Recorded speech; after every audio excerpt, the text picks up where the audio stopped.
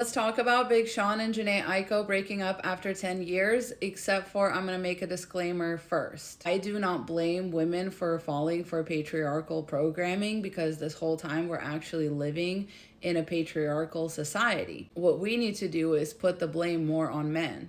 And we need to actually have more solidarity as women because we have all been through this ringer. Whereas with men, instead of getting put through a ringer, they get put on a platform and they think that that's normal and they think that that gives them a right to treat women like shit. And I think one of those things is worse than the other. To me, this is not embarrassing for Jhené. This is embarrassing to Big Sean. He fumbled an amazing woman and I refuse to shame her.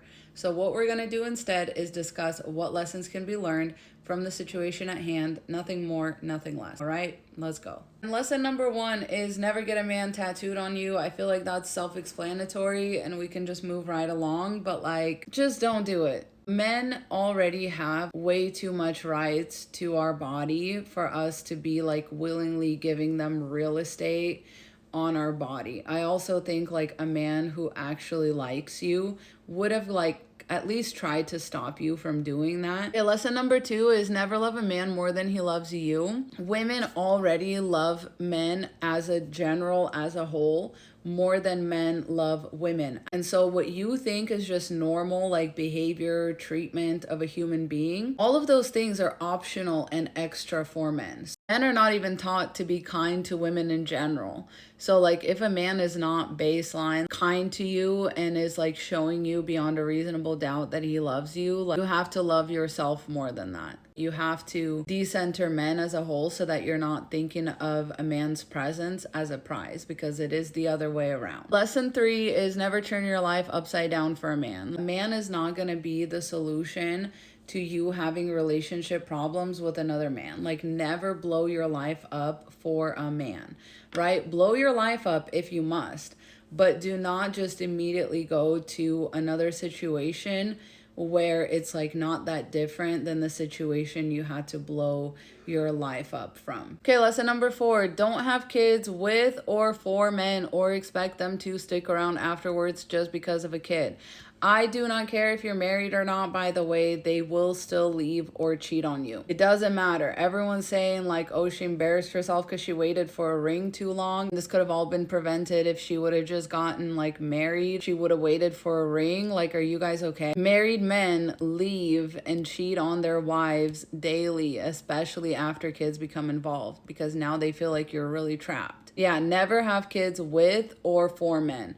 When you have a kid, you are on your own. As my good friend Sovereign always says, mama's baby, daddy's maybe. Parenthood is optional for men. It's not optional for women. So you never have kids for anybody other than yourself, unless you are ready to raise that child all by yourself. Men will not be guilted into this. Men will not be you can't hold a child over a man's head effectively. They do not care. Lesson 5 is very simple. If a man doesn't give you what you want, leave. He would do that to you in a heartbeat for much less. Literally, there's nothing there for you if you are not getting what you want. A lot of times, men are with women for the benefits that it provides, and you need to be more transactional because women are not transactional enough in their marriages and relationships, because we view the presence of a man as a prize and as validation for women, which is very sad. Men will literally be yeah, my wife got cancer and I left her because I don't know how to do the dishes. Oh, she got sick and she couldn't have sex with me anymore, and so it wasn't really personal,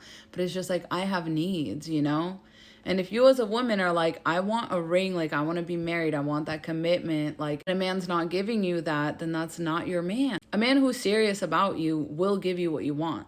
In the same way that when women are serious about a man, they will give that man the sun, the moon, and the stars.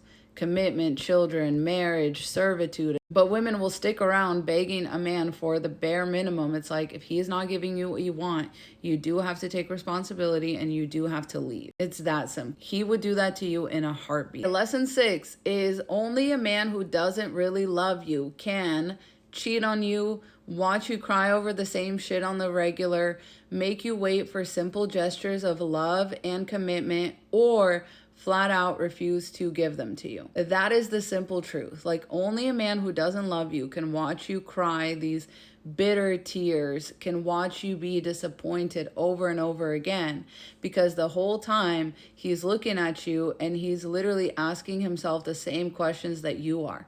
Why is she still here? I can do anything. I can get away with schmurder, basically, and she still won't leave. Like, he's asking himself the same questions, but he is going to keep doing it as long as he can get away with it. But make no mistake, he does not love you. No matter what excuses he's giving you, oh, my childhood, oh, my parents got divorced, whatever. Plenty of women have horrible childhoods. Plenty of women have come from broken homes or whatever. They never get to use that as an excuse, because men wouldn't be with them if they did. And this goes hand in hand with lesson 7. This is why you must love yourself. No man should ever mean more to you than you. They are programmed and conditioned to do this. You are programmed the opposite. This does not mean you're a bad partner. It just means you're aware when you're being taken advantage of, which men have no problem doing. So I'm not telling you to be a bad partner, to be selfish, etc. But when you find yourself being siphoned, when you find yourself being exhausted, when you find yourself like sort of beating your head against the same wall over and over and over, you don't need to stick around for that. That does not make you a bad partner to stand up and leave after that. Men are programmed towards narcissism and self-love by our society. The whole boys will be boys thing. It's the whole he hurts you because he likes you. Why should he be punished for 15 minutes of fun? Men are programmed to put themselves first and to leave the moment that they feel like whatever situation is just not benefiting them anymore. We as women are programmed the opposite direction. We're so cautioned against being a gold digger or being like transactional or whatever. But to men, that's just like the water they swim in. They are gold diggers. They are transactional. And they have no problem taking advantage of you, which is why you need to be aware what self-love feels like, because the love that your partner shows you should also go hand in hand with that. They should be also expected to exhibit selflessness and sacrifice and all this other stuff. Like, that's not just for women.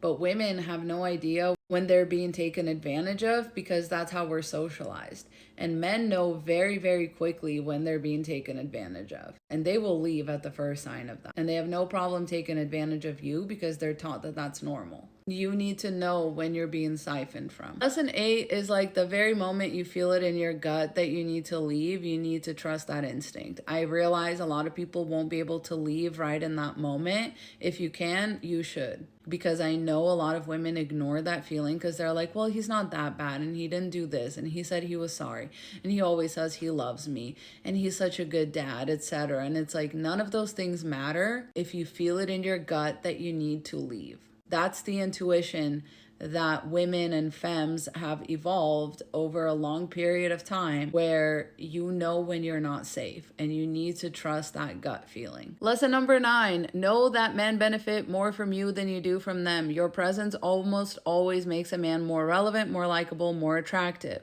So of course they will stick around and harness that energy and goodwill. There's been so many instances of this in like pop culture. A man's public favor is entirely dependent on the woman that he's with. A man's relevance is almost entirely predicated on what woman he's with and how he's treating her.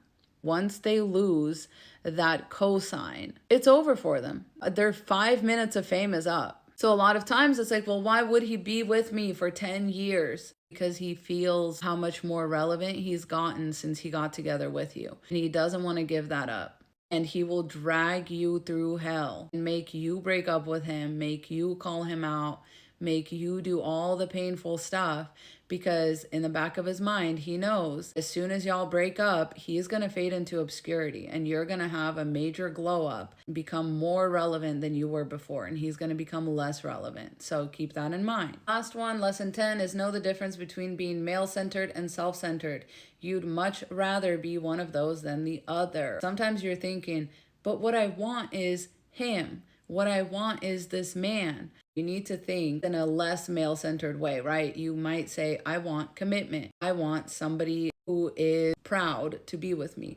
I want somebody who prioritizes me, right? That's self-centered. And you would so much rather be one of those than the other, because again, Men and women are trained to go in opposite directions on this. Men are already going to be self-centered when you meet them, when you're in a relationship with them. But women oftentimes have a high chance of actually being male-centered because we're trained to be that way by society. And it's so much easier to betray yourself when you're not self-centered. The intent of a relationship is for both people to grow, is for both people to benefit. More women could stand to be a lot more self-centered and be like, is this serving me? Because then you'd be able to walk away quicker. You wouldn't wait 10 years just to like confirm one last time, like, okay, so you really still don't want to marry me. And they're like, nah.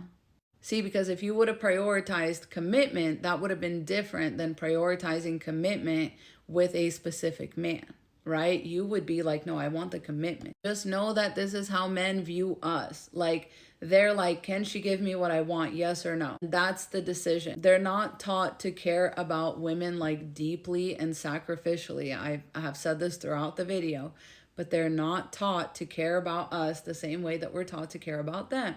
Meanwhile, you're thinking, this man is unique and I want commitment from him and I want to have his babies, etc. When they're ready for commitment, find the woman who can give them what they want, to commit, give them children, support them through thick and thin. They rarely want it to be a woman that is their age. They have no problem tossing women aside after 10 years, after children, after all that, just to be like, yeah, you weren't really what I want.